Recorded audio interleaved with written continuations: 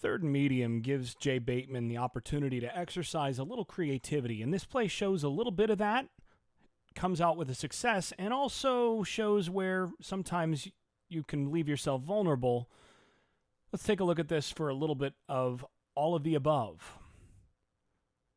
So first and foremost, you notice that this is 3rd and 6, and basically you're going to see, 8, 9 guys on the line of scrimmage, and he's trying to mask who's coming and who's not.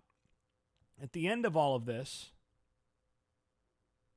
they decide to put a player in motion wide, and you can see this looked like an all-out blitz, but he's dropping, it looks like 2 initially, the backer and the backer here, but he's actually also dropping the nose tackle. The nose tackle is actually responsible for this outside little flare. He's coming out running with that, and he's going to chase there down the line of scrimmage after occupying the blocker. And again, so much of what Bateman does defensively is designed to create one-on-one matchups against blockers.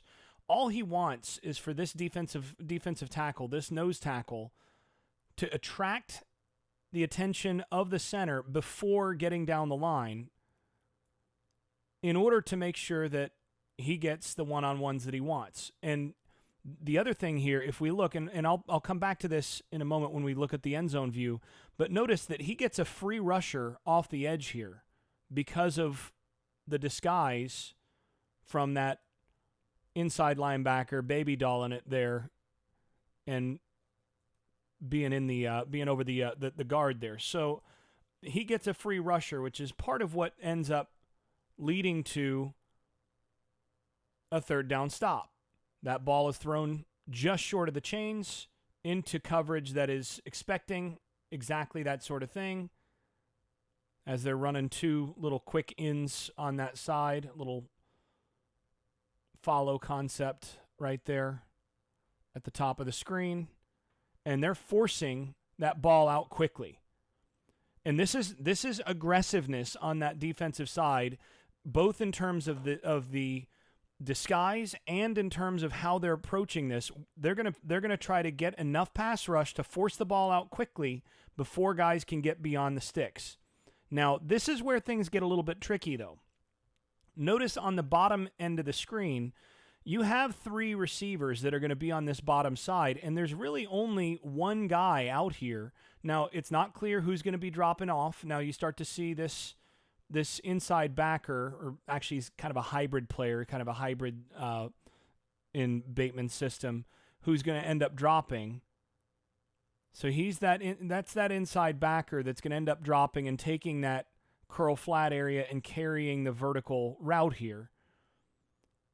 But here's the real danger. This is what, when you go back and you look at this on Sunday and Monday as a coordinator or a quarterback, you realize, like, oh my goodness, you've got your 2 verticals at the bottom of the screen. And if you get that ball out on time, if you read the other side of the field, you got 3 over 2 over here.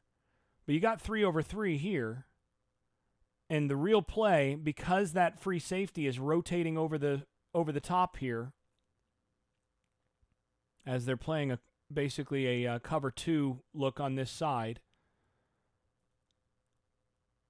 Because of that, if you get that ball out right now and just sort of put it right in this area, that has a chance to be a touchdown. But again, what you're banking on from Bateman is, first of all, by bringing this much pressure, this much of a pressure look off the snap, you're forcing that quarterback into his quicker reads. That's by design. You're going to try to get him to throw up here, and then you're dropping that 3rd guy to cut this off. This is calling plays against their tendency. Odds are this is a 3rd down favorite that they like, kind of a double slant. And they're sitting on it. This could have, again, with better defensive backs, this is a pick 6. And what they're doing is they're banking on not giving him enough time to even think about coming down here. But a better quarterback, sometimes, if you're prepared, if you know that look is coming, maybe you hit this. Quarterback may take a shot, but it may score. Now, let's take a look at one last thing. And so that's going to require that we go to the back side here. I want to take a look at exactly what he does in terms of getting this matchup where he wants to go. So first of all, you notice that after they get their audible, he rearranges things. And now you see what he's done is he's overloaded this side.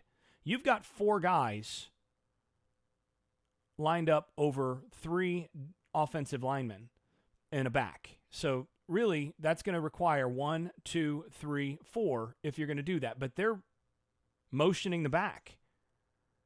So as he goes, that means you've only got 3 guys to block the 4. Now, by pulling him out and then pulling him out, you're occupying 2 blockers with guys that aren't rushing. And in consequence, you get your defensive tackle, who's in a 5 technique, taking your offensive lineman. If this guy's a little better athlete, this ball doesn't even get out. So this is really good design, and I'm looking forward to seeing this with somebody like Tomon Fox coming off the edge, a little bit more athletic, maybe somebody like Miles Dorn coming from the safety spot, a little bit more athletic. This could turn into a turnover in the right circumstance for North Carolina next year.